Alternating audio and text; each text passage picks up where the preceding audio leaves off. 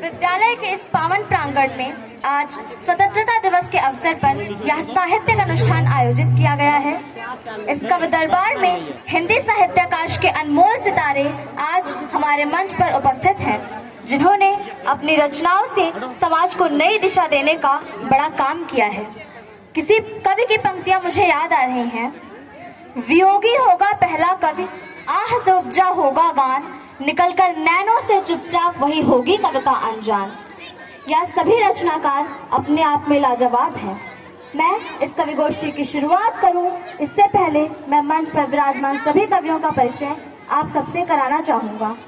सबसे पहले मैं बात करूं तो जिसे रसों की खान कहते हैं, अर्थात आप समझ ही गए होंगे कि मैं रसखान जी की बात कर रहा हूं। आज इस मंच पर विराजमान हैं।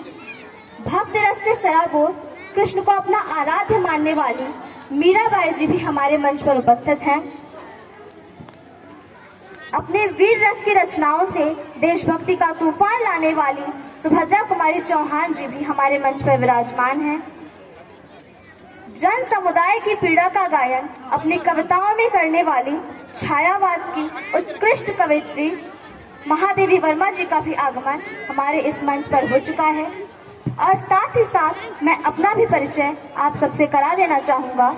मैं रामधारी सिंह दिनकर आप सभी के समक्ष अपनी कुछ कविताएं प्रस्तुत करूंगा। बस बैठ जाओ, अब बाद में। यदि आप सबका मन हो तो इन सभी कवियों के साथ साथ आप मेरे सम्मान में भी तालियां बजा सकते हैं।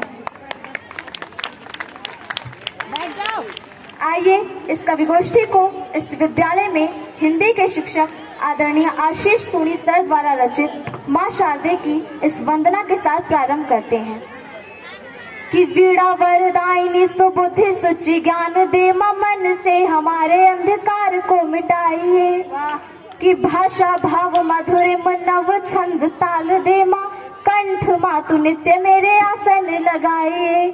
कि लेखनी में धार दे, प्रवाह दे, प्रसार दे, मां कविताएं नूतन ललाम लिखवाइए।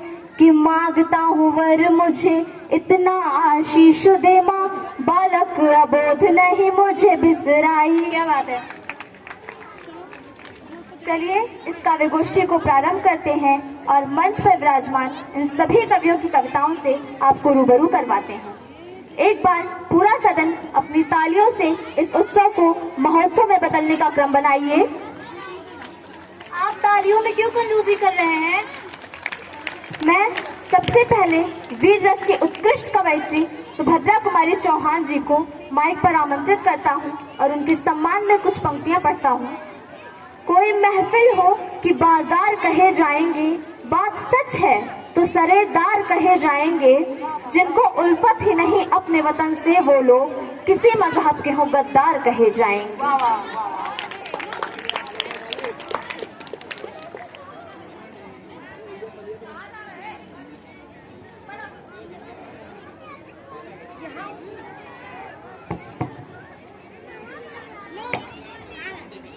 सर्वप्रथम मैं मां शारदे को प्रणाम करती हूँ।